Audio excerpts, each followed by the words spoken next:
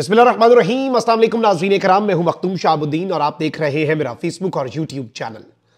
उम्मीद करता हूं आप सब लोग बखैर वाफियत होंगे और जहां भी होंगे अपने अहले खाना समेत खुश भी होंगे और महफूज भी।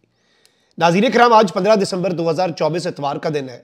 और आज एक जानिब तो पाकिस्तान तहरीक इंसाफ की दी गई डेडलाइन खत्म हो चुकी है और अब सिस्टम के साथ पाकिस्तान तहरीक इंसाफ एक बहुत ही मुख्तलिफ अंदाज में निपटने का फैसला कर चुकी है। इस सब में आज बाज़ाब्ता तौर पर तमाम तर लिहाज खत्म कर दिया गया है और पाकिस्तान तहरीक इंसाफ अगले स्टेप पर जा पहुंची है। और पाकिस्तान तहरीक इंसाफ ने आज वो किया है जिस एक काम से सिस्टम पीटीआई को मना कर रहा था। ये एक बहुत बड़ी डेवलपमेंट है और ये एक बहुत वाज़ेह इशारा है कि इन द कमिंग डेज चीजें किस तरफ को जाएंगी। वहीं दूसरी जानिब पेशावर में अली अमीन गंडापुर की हुकूमत भी इन एक्शन है और आज कुछ बहुत बड़ा होने जा रहा है, आज कुछ बहुत सिंबॉलिक होने जा रहा है और आज निजाम को एक और बहुत बड़ा सरप्राइज पीटीआई की तरफ से दिया जाएगा। इस हवाले से डिटेल्स तो आपके सामने रखनी है, लेकिन सबसे बड़ी खबर अभी तक की यह है कि इमरान खान साहब के लिए, पाकिस्तान तहरीक इंसाफ के लिए डोनाल्ड ट्रंप के इलेक्शन जीतने के बाद से लेकर आज के दिन तक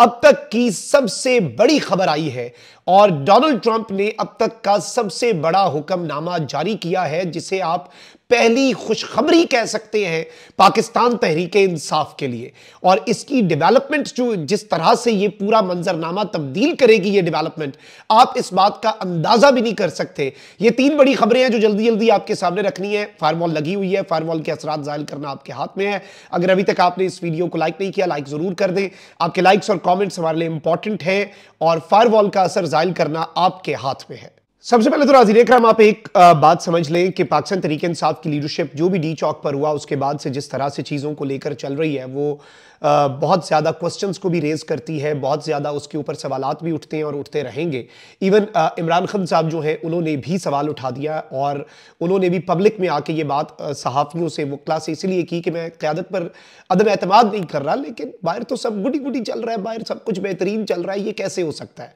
अच्छा, उसके बाद जो क़यादत है सोई हुई वो थोड़ा सा जागी और ये जो हुकूमत की तरफ से लगातार बयानिया बनाया जा रहा था कि पीटीआई वाले लेट गए, ये हो गया वो हो गया, कम से कम वो बयानिया जो है उसे एक ब्रेक लगी। सबसे इंपॉर्टेंटली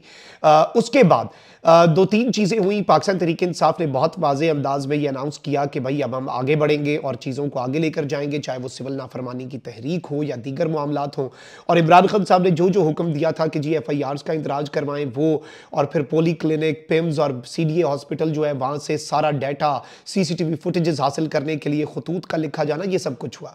अब आज का दिन जो है कप्तान की तरफ से कुछ ऑर्डर्स जारी हुए थे और पाकिस्तान तहरीक इंसाफ ने सिस्टम को बहुत बड़ा सरप्राइज दिया है ये ऑर्डर्स फुलफिल करके। एक तो ये हुआ है जो सबसे आप कह सकते हैं कि जिसे कहते हैं ना, hit them where it hurts. Nizam के लिए जो सबसे बड़ा चैलेंज और सबसे बड़ा दर्द सर बनने जा रहा है वो पाकिस्तान तहरीक इंसाफ का आज का मूव है। और इंटरनेशनल मीडिया को पाकिस्तान तहरीक इंसाफ ने शोहदा के सबूत जो हैं वो फराहम किए हैं शहादतों के। और पाकिस्तान तहरीक इंसाफ का जो क्लेम है कि हमारे इतने बंदे मरे, हमारे इतने बंदे लापता हैं, हमारे इतने बंदे अरेस्ट हैं, तो ये जो सूरत हाल है इस सब के अंदर जो वहाँ पर इंटरनेशनल मीडिया इस वक्त पाकिस्तान के अंदर डिप्लॉयड है और इंटरनेशनल मीडिया के जो रिप्रेजेंटेटिव्स हैं, पाकिस्तान तहरीक इंसाफ ने उन्हें ब्रीफिंग दी है। शेख वकास अकरम ने उन्हें प्रेजेंटेशन दी है विद प्रूफ, विद एविडेंस, और एक पूरी आप कह लें कि रिपोर्ट तैयार करके जिसमें सबूत हैं जो इंटरनेशनल मीडिया पे चल सकते हैं सारे, उन्हें डाटा उन्हें प्रोवाइड करके इंटरनेशनल मीडिया को पाकिस्तान तहरीक इंसाफ ने एक बहुत बड़ा मूव किया है। और तहरीक इंसाफ ने बैनुल अक़वामी मीडिया को इस्लामाबाद में होने वाले वाक़े पर एक बहुत ही तफसीली ब्रीफिंग दी है। और इस सब में मैं आपको ये भी बता दूं कि इसमें पूरे तरीके से जितने क्लिप्स हैं वो दिए गए हैं, जितने इंटरव्यूज हैं, जितने ऑन ग्राउंड कवरेज है वो दी गई है और उसमें फिर नीचे उसके इंग्लिश सबटाइटल्स लगाए गए हैं बड़े बेहतरीन अंदाज में। पाकिस्तान तहरीक इंसाफ ने आप कह लें कि जिसे इसके बाद फिर जो इंटरनेशनल मीडिया रिपोर्टिंग करेगा विद ऑल दिस एविडेंस, क्योंकि इससे पहले भी इंटरनेशनल मीडिया रिपोर्ट कर रहा था क्योंकि उनके नुमाइंदे ग्राउंड में मौजूद थे, फील्ड में मौजूद थे, लेकिन इंटरनेशनल मीडिया को इस तरह से ब्रीफिंग देना, आई थिंक कि ये एक बड़ी डेवलपमेंट क्यों है। ये एक बड़ी डेवलपमेंट इसलिए है क्योंकि ये मंजरनामा बदल सकती है और सिस्टम जो है वो इन चीज़ों से बहुत ज़्यादा सिस्टम की जान जाती है, हुकूमत के लिए बहुत ज़्यादा प्रॉब्लम्स ये क्रिएट कर सकता है। अच्छा, वहीं दूसरी जानिब आगे बढ़ते हैं। आज पेशावर में शोहदा के इज्तिमा की तैयारियां जो है हैं वो हो रही हैं। और बल्कि मैं जो वीडियोस देख रहा हूं, मोमन से MNA है, साजिद खान उनका काफिला पेशावर की जानिब रवाना, पूरे खैबर पख्तूनख्वा से बड़ी तादाद में काफिले जो हैं वो खैबर पख्तूनख्वा के सूबाई दारुल हुकूमत पेशावर के लिए रवाना हो रहे हैं। एक बहुत बड़ा अजीमुशान स्टेज जो है वो शोहदा के लिए लगाया गया है, शोहदा की याद में और इमरान खान साहब के हुक्म के ऊपर। तो अब एक चीज़ आप याद रखिएगा कि आज खैबर पख्तूनख्वा में कुछ बहुत बड़े अनाउंसमेंट्स होने जा रहे हैं और इमरान खान साहब ने जो हुक्म दिया था, अब पाकिस्तान तहरीक इंसाफ अपेरेंटली जो चीज़ हमें नज़र आ रही है, किसी भी तरह से अब जो शोहदा वाला मामला है या डी चौक वाला मामला है उसे पीछे छोड़ने के लिए, उसे छोड़ के आगे बढ़ने के लिए तैयार नहीं है, बल्कि इसी इशू को इस हुकूमत के गले की हड्डी बनाना और इस हुकूमत के लिए,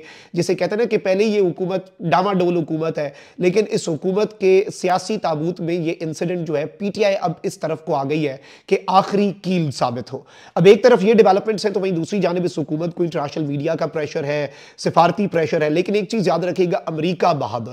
बहादुर का जो प्रेशर है उसे तो हम सस्टेन नहीं कर सकते, इसलिए तो खान साहब की हुकूमत गिरानी पड़ गई। बाइडेन एडमिनिस्ट्रेशन को इमरान खान साहब पसंद नहीं थे, ये PTI का मौक़िफ़ है। अब इस सबके अंदर डोनाल्ड ट्रंप जो है उन्होंने कुछ ही दिनों के अंदर अमेरिकी सदर का हल्फ उठा लेना है और फिर उन्होंने बाज़ाब्ता तौर पे अमेरिका का सदर बन जाना है। लेकिन इस वक्त वो अपॉइंटमेंट्स जो है वो करना शुरू हो चुके हुए हैं और लगातार हर 1-2 दिन के बाद कोई ना कोई अपनी जो कैबिनेट है, क्योंकि ये ट्रांजिशन पीरियड होता है, इसमें वो मुकम्मल तौर पर तैयार करते हैं अपनी चीज़ें। अब डोनाल्ड ट्रंप जो है उन्होंने ट्वीट किया है और उन्होंने कहा है कि I am please to announce Richard Allen Grenell as our presidential envoy for special missions.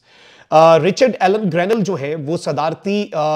एलची होंगे, एक एनवॉय होंगे खुसूसी मिशंस के लिए, यानी कि बहुत ही आम होदा, मतलब किसी भी टास्क पे मैं इसे भेज सकता हूं, किसी भी दुनिया के अंदर काम जो अपना अमेरिका ने अपना काम पूरा करना है, अमेरिका ने जो भी दुनिया के अंदर करना है उसके लिए स्पेशल एनवॉय है। और कहते हैं कि मेरी पहली टर्म के अंदर रिक जो है वो अमेरिका का एम्बेसडर था, जर्मनी में एक्टिंग डायरेक्टर था नेशनल इंटेलिजेंस का, और प्रेसिडेंशियल एनवॉय था कोसोवो सर्बिया नेगोशिएशंस में। और इसने यूनाइटेड नेशन सिक्योरिटी काउंसिल में 8 साल गुजारे हैं।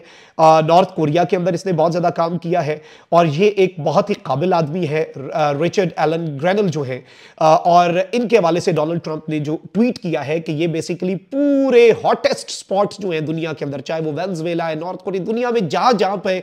मामलात जो हैं जरा टेम्परेचर जो है वो बढ़ेगा, वहां के लिए ये मेरा स्पेशल बंदा होगा, पूरी दुनिया के ऊपर इसकी नजर होगी और ये मेरा प्रेसिडेंशियल स्पेशल एनवॉय होगा। अच्छा, ये इतना इंपॉर्टेंट ओहदा है, इतना इंपॉर्टेंट ओहदा है, यानी ये सदर का आप कह लें कि फोकल पर्सन है दुनिया के अंदर जिधर जिधर फंड है।